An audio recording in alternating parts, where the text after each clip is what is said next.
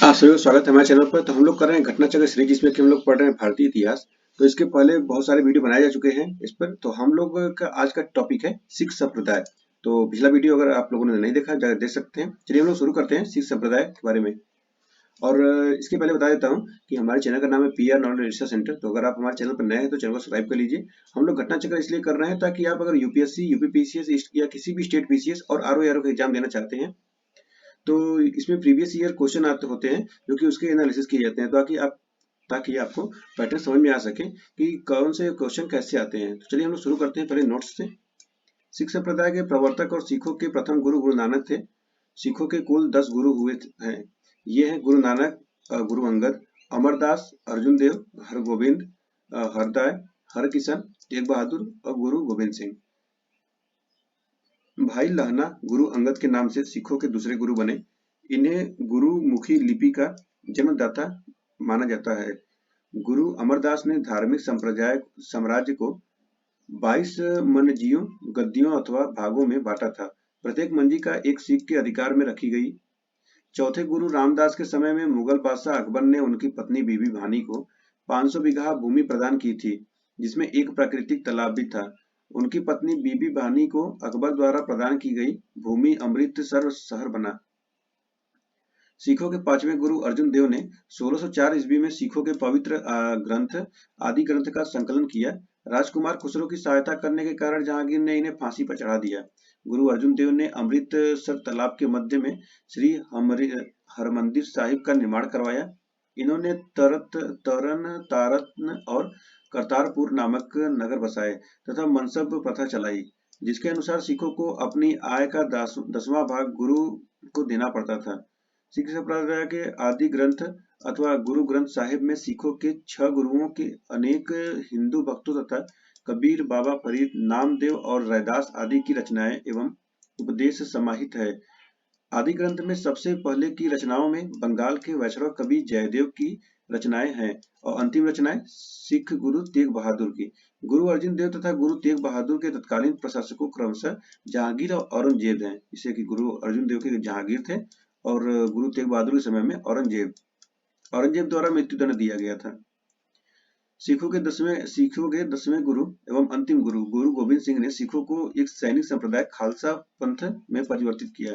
इसकी स्थापना 1699 ईस्वी में बैसाखी के दिन आनंदपुर साहिब में हुई थी। उन्होंने संपूर्ण सिख समुदाय को खालसा पुकारा। प्रत्येक सिख को अपने नाम के आगे सिंह या पुरुष तथा कौर यानी महिला के लिए कौर और पुरुष के लिए सिंह लगाने के लिए कहा तथा प्रत्येक को केस, कंघा, कृपाण, कच्छा और कड़ा धारण करना अनिवार्य किया। देखिए ये इन सिख लोगों को फ्लाइट वगैरह में भी ये चीज ले जाने की अनुमति मिलती है। केस, कंघा, कृपाण, कच्छा, कड़ा। और क्वेश्चन पूछे भी जाते हैं कि केस, कंघा, कृपाण, आगे देखेंगे क्वेश्चन में तो ये सब क्वेश्चन है, तो इसको याद कर लीजिए। केस, कंघा, कृपाण, कच्छा, कड़ा धारण करना अनिवार्य किया। गुरु गोबिंद सिंह की नांदेड़ महाराष्ट्र में एक अफगान सरदार द्वारा हत्या कर दी गई थी। वहां पर उनके समाधि स्थल पर नांदेड़ हजूर साहब गुरुद्वारा स्थित है। बंदा बहादुर का मूल नाम लक्षण देव अथवा लक्षण देव था। लक्षण देव या लक्षण देव होगा। चलिए हम लोग यहाँ पे देखते हैं क्वेश्चन। अब गुरु नानक ने अपना उत्तराधिकारी किसे नियुक्त किया था? तो यह किया था गुरु अंगद को, दूसरे गुरु। तो 1669 ईस्वी में तलवंडी वर्तमान पाकिस्तान पंजाब प्रांत के ननकाना साहिब जिले में हुआ था। ये सिखों के पहले गुरु थे। इन्होंने नानक पंथ चलाया। अपने शिष्य भाई लहना को उन्होंने अपना उत्तराधिकारी नियुक्त किया। भाई लहना गुरु अंगद के नाम से सिखों के दूसरे गुरु बने। नेक्स्ट क्वेश्चन है, निम्नलिखित में से किसे गुरु नानक के अपना उत्तराधिकारी घोषित किया? तो ये है अंगद, कहाँ है? लहना, ऑप्शन भी हो जाएगा। नेक्स्ट है, निम्नलिखित में से किस गुरु ने गुरुमुखी प्रारंभ की? तो यह है गुरु अंगद। पंजाब में अमृतसर को नगर को स्थापित किया था, तो यह किया था गुरु रामदास ने। चौथे गुरु रामदास थे ये। किस सिख गुरु को अकबर 500 बीघा जमीन दी थी? तो देखिए यहाँ पे है ना, 500 बीघा भूमि प्रदान दी थी। तो ये दिया था आपका ये रामदास को। नेक्स्ट क्वेश्चन है, निम्नलिखित में से कौन सा युग्म सही सुमेलित है? गुरु अमरदास, मीरी और पीरी, गुरु अर्जुन देव, तो यही सही है आदि ग्रंथ, ऑप्शन नंबर बी हो जाएगा। तो देखिए यहाँ पर सिखों के पांचवें गुरु अर्जुन देव ने 1604 ईस्वी में सिखों के पवित्र ग्रंथ आदि ग्रंथ का संकलन किया। गुरु अमरदास ने धार्मिक साम्राज्य को 22 मनजियों यानी गद्दियों अथवा भागों में बांटा था। नेक्स्ट क्वेश्चन है, किस सिख गुरु ने विद्रोही राजकुमार खुसरो की सहायता धन एवं आशीर्वाद से की थी? तो यह किया था गुरु अर्जुन देव ने। नेक्स्ट है, मुगल बादशाह जहांगीर के शहजादे खुसरो ने 1606 ईस्वी में विद्रोह किया। वह भागकर पंजाब गया जहां गुरु अर्जुन देव ने उसे आशीर्वाद दिया और संभवतः कुछ आर्थिक सहायता भी दी। जहांगीर इस घटना से गुरु से अप्रसन्न हो गया। उसने गुरु पर जुर्माना लगा दिया, जिसे देने से इनकार करने पर गुरु को बंदी बना लिया गया और बंदी गृह में कठोर यातनाएं देने के बाद उन्हें मृत्यु दंड दिया गया। नेक्स्ट क्वेश्चन है, आदि ग्रंथ अथवा गुरु ग्रंथ साहिब का संकलन निम्नलिखित में से किसने किया था? तो यह किया था गुरु अर्जुन देव ने। तो आदि ग्रंथ अथवा गुरु ग्रंथ साहिब का संकलन मूलतः सिख धर्म के पांचवें गुरु अर्जुन देव 1581 से 1606 ईस्वी द्वारा कराया गया था। सिख संप्रदाय के इस पवित्र ग्रंथ में सिखों के 6 गुरुओं, अनेक हिंदू भक्तों तथा कबीर, बाबा फरीद, नामदेव और रैदास आदि की रचनाएं एवं उपदेश समाहित हैं। आदि ग्रंथ में सबसे पहले की रचनाओं में बंगाल के वैष्णव कवि जयदेव की रचनाएं हैं और अंतिम रचनाएं सिख गुरु तेग बहादुर की है। नेक्स्ट है, निम्नलिखित में से किन सिख गुरुओं को तत्कालीन शासकों द्वारा मृत्युदंड दिया गया था? तो यह दिया गया था आपको दिया गया था और गुरु अर्जुन देव को और तेग बहादुर को। देखिए यहाँ पर गुरु अर्जुन देव 1581 से 1606 ईस्वी सिखों के पांचवें गुरु थे। जहांगीर से विद्रोह कर उसका पुत्र शहजादा खुसरो आगरा से भागकर अफगानिस्तान की ओर जा रहा था। रास्ते में तारन नामक स्थान पर उसने गुरु अर्जुन से भेंट की। गुरु ने उसे यथाशक्ति पूरी सहायता दी, जिससे जहांगीर रुष्ट हो गया और 1606 ईस्वी में षड्यंत्र का आरोप लगाकर उसने उन्हें मृत्युदंड दे दिया। अर्जुन और ये जहांगीर जो है, जहांगीर का लड़का ही था ये पुत्र इनका, शहजादा क्या नाम है इसका, खुसरो। अब आता है गुरु तेग बहादुर। तो ये 1664 से 1675 ईस्वी सिखों के 9वें गुरु थे। औरंगजेब से शत्रुता इन्हें विरासत में मिली थी। औरंगजेब ने इनके साथ जो व्यवहार किया उसके कई कारण बताए जाते हैं। बनर्जी के अनुसार गुरु की हत्या राजनीतिक कारणों से नहीं अपितु धार्मिक कारणों से हुई। औरंगजेब की बहुचर्चित कट मुल्लावादी विचारधारा और धार्मिक कट्टरपन को सिखों की बगावत का एक कारण माना जाता है। 1675 ईस्वी में औरंगजेब द्वारा गुरु तेग बहादुर को मृत्युदंड इसी कारण से दिया गया था। अगला क्वेश्चन है, किस सिख गुरु की मृत्यु के लिए औरंगजेब जिम्मेदार है? तो यह है तेग बहादुर। निम्न में से किस स्थान पर एक प्रसिद्ध सिख गुरुद्वारा अवस्थित है? तो यह है हेमकुंड। नेक्स्ट है, पटना में किस सिख गुरु का जन्म हुआ था? तो यह हुआ था गोविंद सिंह का। नेक्स्ट क्वेश्चन है, किसकी समाधि के कारण नांदेड़ गुरुद्वारा सिखों द्वारा पवित्र माना जाता है? तो यह गुरु गोविंद सिंह। गुरु गोविंद सिंह की महानता निहित है इसमें किसमें की उन्होंने सिखों की सैनिक व्यवस्था का गठन किया।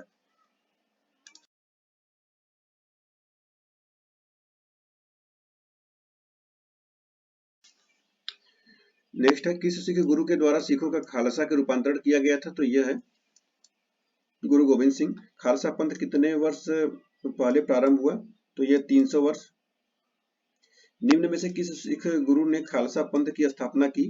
तो यह है गुरु गोविंद सिंह। सिखों के अंतिम गुरु कौन थे? तो यह है गुरु गोविंद सिंह। खालसा के संस्थापक गुरु थे तो यह है गोविंद सिंह।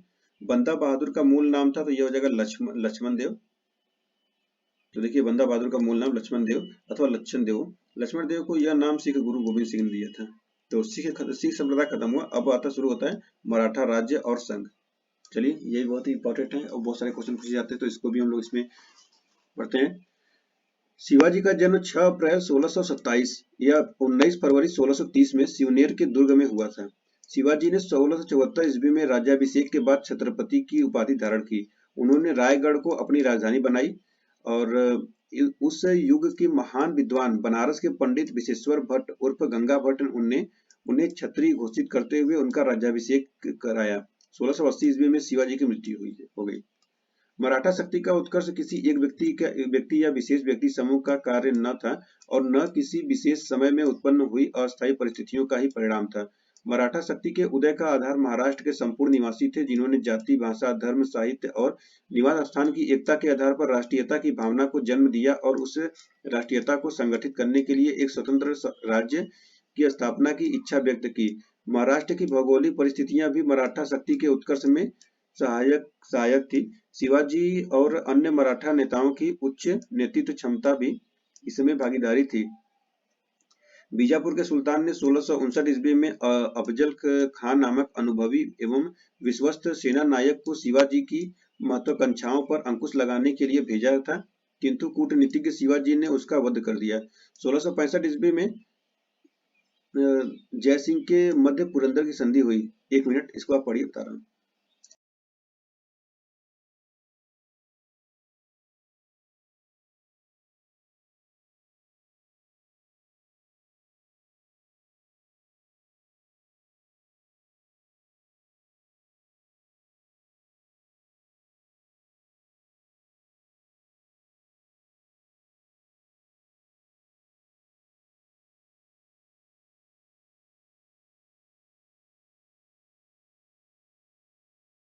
शिवाजी के औरंगजेब ने आगरा 1666 ईस्वी में कैद कर दिया था। शिवाजी मुगलों के कैद से भागने के समय आगरा नगर के जयपुर भवन में कैद नजरबंद थे। शिवाजी ने राज्य के प्रशासन के लिए केंद्रीय स्तर पर अष्टप्रधान की व्यवस्था की थी, जिसके अंतर्गत 8 मंत्रियों को नियुक्त किया गया था। इसमें पेशवा, अमात्य, मंत्री, सचिव, सुमंत, सेनापति अथवा पंडित राव एवं न्यायाधीश शामिल थे। ये निम्न प्रकार थे, जैसे पेशवा हो गया राजा का प्रधानमंत्री, अमात्य अथवा मजूमदार वित्त मंत्री एवं राजस्व मंत्री, फाइनेंस मिनिस्टर, वाकिया नवीस या मंत्री जो जगह राजा के दैनिक कार्यों तथा दरबार की प्रतिदिन की कार्यवाहियां विवरण रखता था। सचिव अथवा सुरू नवीस ये राजकीय पत्र व्यवहार का कार्य देखता था। सुमंत या दबीर ये विदेश मंत्री, फॉरेन मिनिस्टर हो गया। और सेनापति या सर ए नौबत सेना के भर्ती, संगठन, रसद आदि का प्रबंधन करता था। पंडित राव ये विद्वानों और धार्मिक कार्यों के लिए अनुदानों का दायित्व निभाना। और न्यायाधीश तो ये मुख्य न्यायाधीश हो जाएंगे। राजा राम 1689 से 1700 ईस्वी तक साहू के प्रतिनिधि के रूप में मराठों का नेतृत्व करता रहा। राजा राम की मृत्यु के बाद उसकी विधवा पत्नी ताराबाई ने अपने 4 वर्षीय पुत्र को शिवाजी द्वितीय के नाम से गद्दी पर बैठाया और मुगलों से स्वतंत्रता संघर्ष जारी रखा। औरंगजेब की मृत्यु के समय मराठा नेतृत्व ताराबाई के ही हाथों में था। संभाजी के बाद मराठा शासन को पेशवा बालाजी विश्वनाथ ने सरल एवं कारगर बनाया। मराठा छत्रपति साहू जी ने बालाजी को पेशवा के पद पर नियुक्त किया। नवंबर 1713 केवल बालाजी तथा उसके परिवार के लिए ही नहीं अपितु संपूर्ण मराठा जाति के लिए भी महत्वपूर्ण था, क्योंकि इस समय से सत्ता छत्रपति के हाथों से निकलकर पेशवा के हाथों में हस्तांतरित हो गई। बालाजी विश्वनाथ शासनकाल के 1713 से 1720 ईस्वी के बीच था। 1720 में साहू ने बालाजी विश्वनाथ के बड़े पुत्र बाजीराव प्रथम को पेशवा नियुक्त किया। बाजीराव प्रथम का कार्यकाल 1720 से 1740 ईस्वी तक था। बाजीराव 1740 ईस्वी में बाजीराव की मृत्यु के पश्चात पेशवा बने तथा 1761 ईस्वी तक पेशवा रहे। माधवराव का शासनकाल 1761 से 1772 ईस्वी है। बालाजी बाजीराव के समय तक पेशवा पद पैतृक बन गया था। इससे पूर्व ही शक्ति छत्रपति के हाथों में केंद्रित न रहकर पेशवा के हाथों में आ चुकी थी। 1750 ईस्वी में हुई संगोला की संधि के तहत संवैधानिक क्रांति द्वारा यह प्रक्रिया पूरी हो गई और इसके पश्चात मराठा छत्रपति केवल नाम मात्र के राजा रह गए और महलों के महापौर बन गए। मराठा संगठन का वास्तविक नेता पेशवा बन गया। मराठा काल में सरंजामी प्रथा भू राजस्व प्रशासन से संबंधित थी। इस काल में मराठा जागीरदारों को सरंजामी भूमि के उनके निर्वहन के लिए प्रदान की जाती थी। जनवरी 1757 में अहमद शाह अब्दाली दिल्ली में प्रवेश कर गया और उसने मथुरा तथा आगरा तक लूटमार की। अपनी वापसी से पहले अब्दाली भारत में आलमगीर द्वितीय को मुगल बादशाह इमादुल मुल्क के साम्राज्य का वजीर और रोहिला सरदार नजीमुद्दौला नजीब खान को साम्राज्य का मीर बख्शी और अपना मुख्य एजेंट बनाकर वापस चला गया।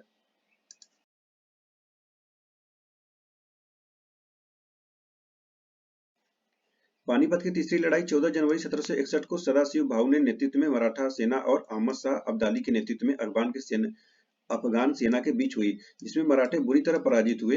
काशीराज पंडित इस युद्ध के प्रत्यक्षदर्शी थे। उनके अनुसार पानीपत का तीसरा युद्ध मराठों के लिए प्रलयकारी सिद्ध हुआ।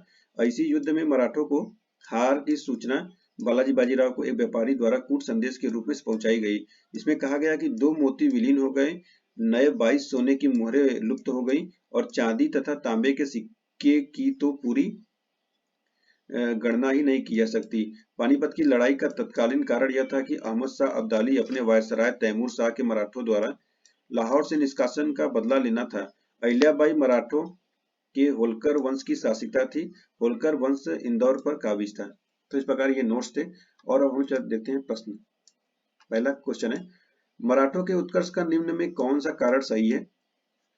तो धार्मिक चेतना, भौगोलिक सुरक्षा, राजनीतिक जागृति और उच्च नेतृत्व शक्ति। तो ऊपर सभी हो जाएगा option number D, option number ई।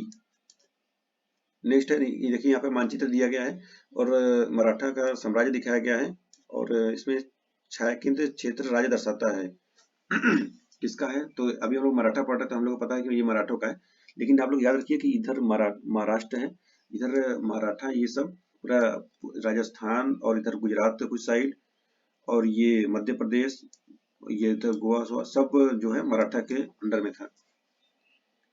शिवाजी ने मुगलों को किस युद्ध में हराया था? तो यह था सलाहार। शिवाजी ने 1672 ईस्वी में सलाहार युद्ध में मुगलों को हराया था। सलाहार का युद्ध 1672 में। ठीक है। नेक्स्ट क्वेश्चन है, शिवाजी का जन्म कब हुआ तथा कब उन्होंने छत्रपति की उपाधि धारण की? तो यह 1627 में जन्म हुआ, 74 में धारण की। वह कौन सेना नायक था जिसे बीजापुर के सुल्तान ने 1659 ईस्वी में शिवाजी को दबाने के लिए भेजा था? तो ये अफजल खां था। नेक्स्ट है, शिवाजी मुगलों की कैद से भागने के समय कौन से नगर में कैद थे? तो ये थे आगरा। शिवाजी की राजधानी कहाँ पर थी? सतारा, रायगढ़। तो ये हो जाएगा आपका रायगढ़। 1674 ईस्वी में शिवाजी ने अपना राज्याभिषेक कराया तथा छत्रपति की उपाधि धारण की एवं रायगढ़ को अपनी राजधानी बनाई। उस युग को महान विद्वान बनारस के पंडित विश्वेश्वर भट्ट उर्फ गंगा भट्ट ने उन्हें क्षत्रिय घोषित करते हुए राज्याभिषेक किया था। ये बनारस के थे पंडित। शिवाजी की राजधानी कहाँ थी? तो रायगढ़। शिवाजी का छत्रपति के रूप में औपचारिक राज्याभिषेक कहाँ पर हुआ था? तो यह है रायगढ़। शिवाजी के गुरु का नाम क्या था? तो रामदास। शिवाजी के गुरु रामदास जी थे। इन्हें समर्थ रामदास भी कहा जाता है। इनकी महत्वपूर्ण रचना रासबोध में आध्यात्मिक जीवन के समन्वयवादी सिद्धांतों का वर्णन मिलता है। शिवाजी एवं मराठा साम्राज्य के उत्थान में महाराष्ट्र के संतों का उल्लेखनीय योगदान रहा। छत्रपति शिवाजी से संबंधित निम्नलिखित घटनाओं को कालानुक्रम व्यवस्थित कीजिए तथा नीचे दिए गए कोट से सही उत्तर का चयन कीजिए। चाकन के किले पर विजय, अफजल खान का प्रकरण, मुगलों से मतभेद का प्रारंभ और सूरत पर आक्रमण तथा लूटना। तो ये आपका हो जाएंगे पहले हो जाएगा और फिर ये थर्ड और फिर सेकेंड और फिर फोर्थ। देखते हैं यहाँ पर छत्रपति शिवाजी से संबंधित घटनाओं का व्यवस्थित कालक्रम। चाकन किले पर विजय 1648, मुगलों से मतभेद प्रारंभ 1657, अफजल खां का प्रकरण 1659, सूरत पर आक्रमण 1664। अष्टप्रधान नाम की मंत्री परिषद थी, तो यह थी मराठा प्रशासन में। देखिए शिवाजी ने राज्य के प्रशासन के लिए केंद्रीय स्तर पर अष्टप्रधान की व्यवस्था की थी, जिसके अंतर्गत 8 मंत्रियों को नियुक्त किया गया। इसमें पेशवा, अमात्य, मंत्री, सचिव, सुमंत, सेनापति, पंडित राव एवं न्यायाधीश शामिल थे। ये शिवाजी के राज्य प्रशासन में आधुनिक काल के सचिवों की भांति कार्य करते थे। इनका कार्य राजा को परामर्श देना मात्र था। इसे किसी भी अर्थ में मंत्रिमंडल नहीं कहा जा सकता। अब देखिए वही जो हम लोग ने अभी ऊपर पढ़ा था उसी के बारे में, पेशवा कौन होगा, न्यायाधीश कैसे होंगे, कौन क्या कराएंगे। नेक्स्ट है, अष्ट प्रधान का गठन किसने किया था? तो शिवाजी ने किया था। अष्ट प्रधान मंत्री परिषद किसके राज्य प्रबंधन में सहायता करती थी? शिवाजी। ऑप्शन डी हो जाएगा। शिवाजी के अष्ट प्रधान में निम्नलिखित अधिकारी थे, मजूमदार, दबीर, वाकनीस और सूरनीस। तो आपके ये हो जाएंगे सभी हैं, दबीर, मुंशी सभी हो जाएंगे। ऑप्शन नंबर ई हो जाएगा। नेक्स्ट है, शिवाजी के समय सरनोबात का पद संबंध था, तो यह है सैन्य प्रशासन। शिवाजी के अष्ट प्रधान का जो सदस्य विदेशी मामलों की देखरेख करता था वह था, तो यह है सुमंत। शिवाजी के शासनकाल में विदेश मंत्री को कहा जाता था सुमंत। अष्ट प्रधान मंत्री परिषद किसके राज्य प्रबंध में सहायता करती थी? शिवाजी। कथन और कारण वाला क्वेश्चन है।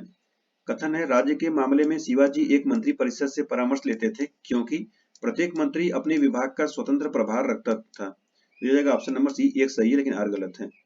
शासन में शिवाजी की सहायता के लिए 8 बड़े अधिकारी या मंत्री थे वे एक मंत्री परिषद की तरह कार्य नहीं करते थे। प्रत्येक मंत्री अपने अपने विभाग का प्रधान था और यह शिवाजी की इच्छा पर निर्भर करता था कि वह उनसे पृथक पृथक यानी अलग अलग अथवा सम्मिलित रूप से सलाह ले। उनकी सलाह को मानने के लिए भी शिवाजी बाध्य नहीं थे। ये अष्ट यानी 8 प्रधान वस्तुतः शिवाजी के सचिवों की भांति कार्य करते थे। शिवाजी द्वारा दिए गए आदेशों का पालन करना और विस्तृत रूप से शासन की देखभाल करना उनका प्रमुख दायित्व था। निम्नलिखित में से कौन सी मुद्रा छत्रपति शिवाजी के राज्य में प्रचलित रजत मुद्रा नहीं है? तो जो हो जाएगा रुका। रुका तांबे की मुद्रा थी, जबकि रुपया, लारी एवं टका छत्रपति शिवाजी के राज्य में प्रचलित रजत मुद्राएं थी।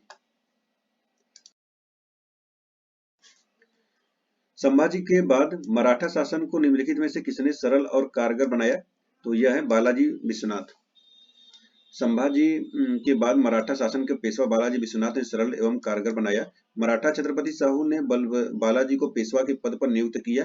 नवंबर 1713 केवल बालाजी तथा उसके परिवार के लिए ही नहीं अपितु संपूर्ण मराठा जाति के लिए महत्वपूर्ण था, क्योंकि इस समय से सत्ता छत्रपति के हाथों से निकलकर पेशवा के हाथों में हस्तांतरित हो गई।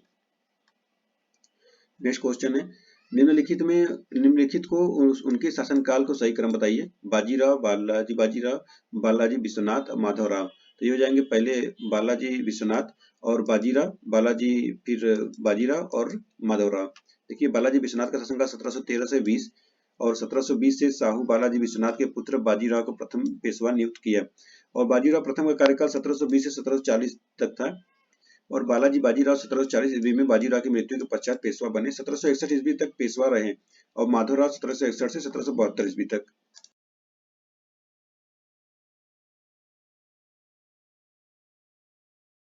और यहाँ पर है अनुक्रम है छत्रपति, साहू जी, राजाराम, संभाजी और शिवाजी। तो ये हो जाएंगे आपके संभाजी, राजाराम और शिवाजी द्वितीय और साहू जी, छत्रपति साहू जी। देख लीजिए कालक्रम इनका। संभाजी 1680 से 1689, राजाराम 1689 से 1700, शिवाजी द्वितीय 1700 से 1708 और छत्रपति साहू जी 1708 से 1749। एक मिनट लैपटॉप पे लगा दे।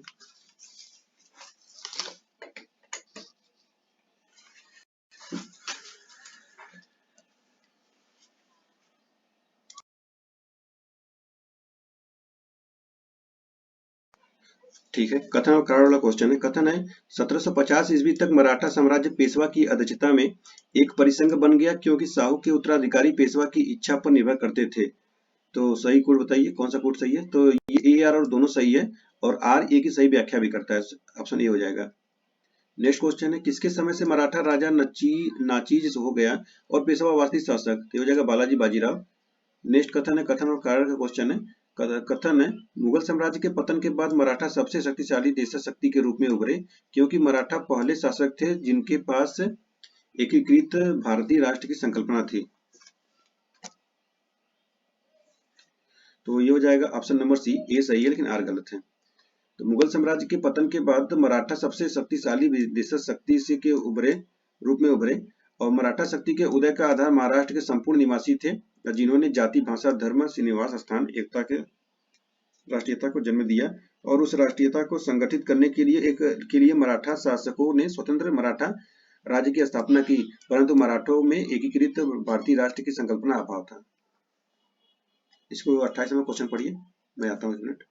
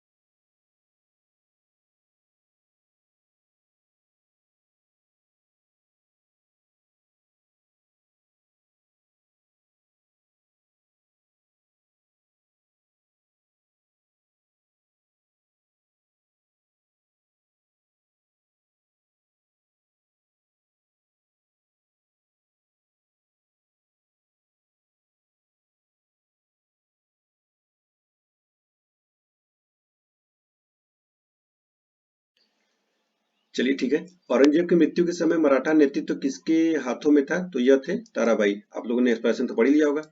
नेक्स्ट है, निम्नलिखित मराठा देवियों में जिसने 1700 ईस्वी से आगे मुगल साम्राज्य के विरुद्ध संघर्ष का नेतृत्व किया हुआ कौन थी?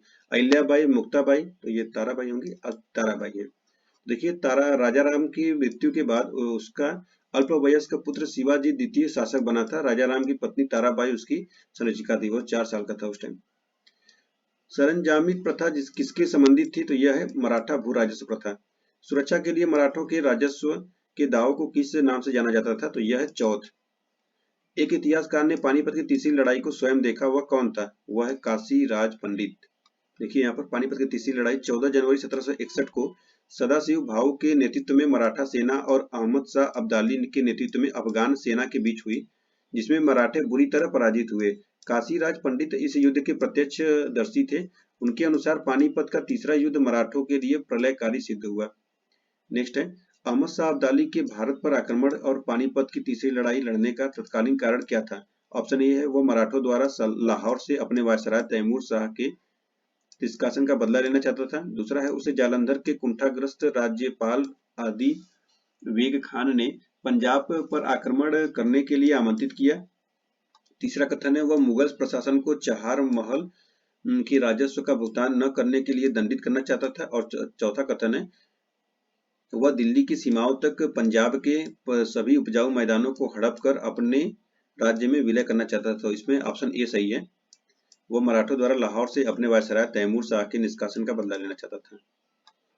नेक्स्ट है, पानीपत के तीसरे युद्ध में निम्न में से किसने मराठों को हराया था? तो यह है अफगानों ने। पानीपत का तीसरा युद्ध 14 जनवरी 1761 को मराठों तथा अहमद शाह अब्दाली अफगानों के बीच हुआ। मराठा सेना का नेतृत्व सदाशिव राव भाऊ ने किया। इस युद्ध में मराठे बुरी तरह पराजित हुए। युद्ध के प्रत्यक्षदर्शी काशीराज पंडित के शब्दों में पानीपत का तृतीय युद्ध मराठों के लिए प्रलयकारी सिद्ध हुआ। नेक्स्ट क्वेश्चन है, पानीपत का तीसरा युद्ध कब लड़ा गया? तो यह है 14 जनवरी 1761। पानीपत का तीसरा युद्ध लड़ा गया, तो यह है मराठा तथा अहमद शाह अब्दाली। नेक्स्ट क्वेश्चन है, पानीपत का तीसरा युद्ध लड़ा गया, तो यह लड़ा गया 1761 में। ऑप्शन नंबर बी हो जाएगा। नेक्स्ट क्वेश्चन है, निम्नलिखित में से कौन रोहेला सरदार अहमद शाह अब्दाली का विश्वास पात्र था? तो यह हो जाएगा नजीब खान। नजीब खान नजीबुद्दौला अहमद शाह अब्दाली का विश्वास पात्र था। अपनी वापसी से पहले अब्दाली भारत में आलमगीर द्वितीय को मुगल बादशाह इमादुल मुल्क को साम्राज्य का वजीर और रोहेला सरदार को नजीबुद्दौला यानी नजीब खान को साम्राज्य का मीर बख्शी और अपना मुख्य एजेंट बनाकर वापस चला गया। नेक्स्ट क्वेश्चन है, मोडी लिपि का प्रयोग किसके विलेखों में किया जाता था? तो यह है मराठों के। नेक्स्ट क्वेश्चन है, मुगल साम्राज्य का विघटन कैसे हुआ था? पतन 1707 ईस्वी में औरंगजेब की मृत्यु के बाद उसके 63 वर्षीय पुत्र मुअज्जम को शाह आलम कर दें, बहादुर शाह प्रथम के नाम से सत्ता संभाली। उसने 1707 से 1712 ईस्वी की अवधि में शासन किया। खपी खां द्वारा इसे शाहे बेखबर की उपाधि दी गई। जहांदार शाह 1712 से 13 ईस्वी मुगल राजवंश में ऐसा प्रथम बादशाह था जो शासन कार्य के नितांत अयोग्य सिद्ध हुआ। उसने तत्कालीन शक्तिशाली अमीर जुल्फिकार खां की सहायता से गद्दी प्राप्त की थी। वह एक युद्ध में अपने भतीजे फर्रुख सियर द्वारा पराजित हुआ और 1713 ईस्वी में उसकी हत्या कर दी गई। 1717 ईस्वी में फर्रुख सियर ने एक फरमान जारी किया जिसमें अंग्रेजों को 3000 वार्षिक कर देकर बंगाल में बिना अतिरिक्त चुंगी दिए व्यापार करने की अधिकार की पुष्टि की गई। चलिए हम लोग क्वेश्चन देखते हैं सीधे। क्वेश्चन है एक, पहला नंबर, औरंगजेब की 1707 ईस्वी में मृत्यु होने के बाद सत्ता किसने संभाली? तो यह ऑप्शन नंबर ए है, बहादुर शाह प्रथम ने।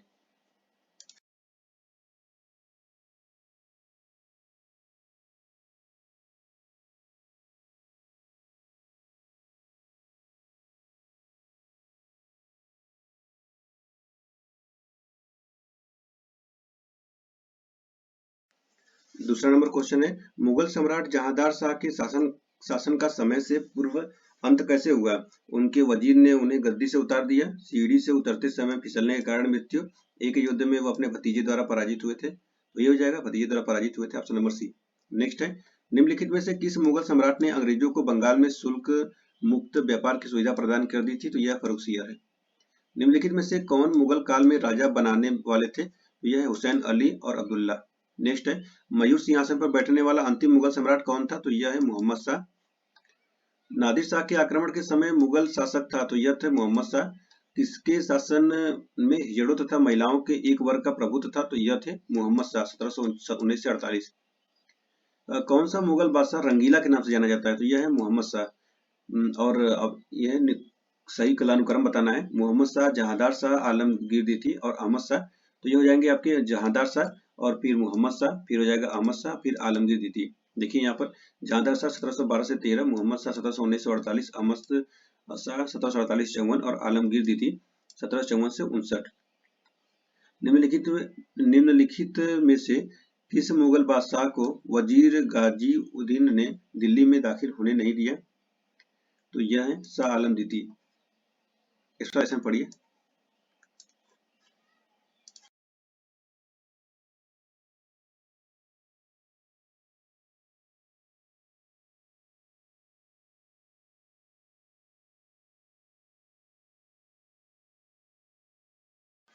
तो उम्मीद है कि आप लोगों ने पढ़ लिया होगा। चलिए 11वां क्वेश्चन देखते हैं। अंतिम मुगल सम्राट बहादुर शाह उसके पिता का नाम था? तो यह है अकबर शाह द्वितीय। भारत का आखिरी मुगल सम्राट कौन था? तो यह था बहादुर शाह जफर। नेक्स्ट क्वेश्चन है निम्नलिखित कथनों में से कौन बहादुर शाह जफर के बारे में सही नहीं है? वह बिना साम्राज्य का सम्राट था। सही है। इब्राहिम जौक और असद उल्लाह खां गालिब उसके कविता के शिक्षक थे। सही है। हसन अक्सरी उसके आध्यात्मिक निर्देशक थे। ये भी सही है। वह 1 लाख रुपए से कम प्रतिमाह ईस्ट इंडिया कंपनी पेंशन के रूप में प्राप्त करता था। तो ये गलत है। Option number D. ये 15 लाख है। मुगल बादशाह बहादुर शाह जफर के बारे में कहा जाता था कि उसके साम्राज्य की सीमा थी, तो यह थी इससे ज्यादा चांदनी चौक या दिल्ली, पेशावर या पेशावर से वाराणसी। तो देखिए यहाँ पर मुगल बादशाह बहादुर शाह जफर के साम्राज्य की सीमा के संदर्भ में दिए गए विकल्पों में से कोई सही नहीं है। अंतिम तुगलक शासक नसीरुद्दीन मोहम्मद के बारे में कहा गया था कि संसार के स्वामी का शासन दिल्ली से पालम तक फैला है। बिहार लोक सेवा आयोग इस प्रश्न को मूल्यांकन से बाहर कर दिया है। बिहार वाले ऐसे, बिहार में जो बीपीएससी क्वेश्चन होते हैं बहुत सारे क्वेश्चन में ऐसे हो ही जाते हैं।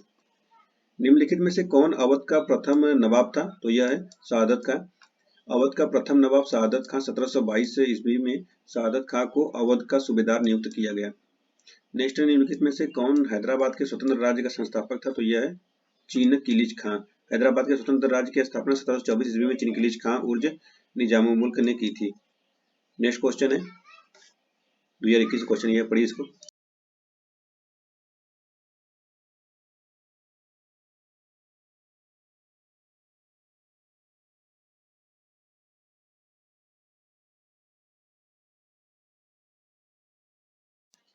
पहला कथन है इसमें हैदराबाद राज्य से आरकोट की निजामत का उदय हुआ। दूसरा है विजयनगर साम्राज्य से मैसूर राज्य का उदय हुआ। और तीसरा है रुहेलखंड राज्य का गठन अहमद शाह दुर्रानी द्वारा अधिकृत राज्य क्षेत्र में से हुआ। तो ये हो जाएगा केवल इसमें 2 सही है। सही बताना है तो केवल 2 सही, ऑप्शन नंबर बी हो जाएगा। 2021 क्वेश्चन ये है। देखिए यहाँ पर आरकोट या कर्नाटक रियासत का उदय उत्तरवर्ती मुगल काल में हुआ था, अतः एक कथन गलत हो गया। 1399 ईस्वी के पूर्व मैसूर विजयनगर साम्राज्य का भाग था। वाडियार वंश ने इसे विजयनगर से पृथक कर स्वतंत्र सत्ता की स्थापना की।